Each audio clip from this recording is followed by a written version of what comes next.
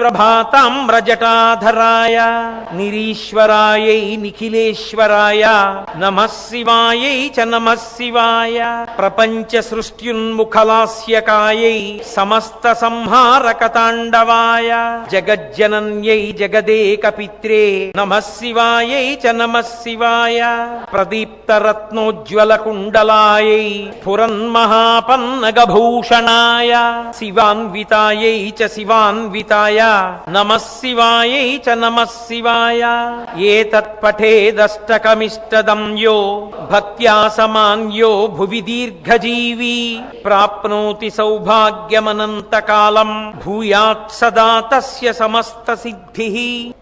ఈ స్తోత్రం ఎవరు చదువుతున్నారో ఆ ఇంట గండములు అకాల మృత్యువు ఉండవు.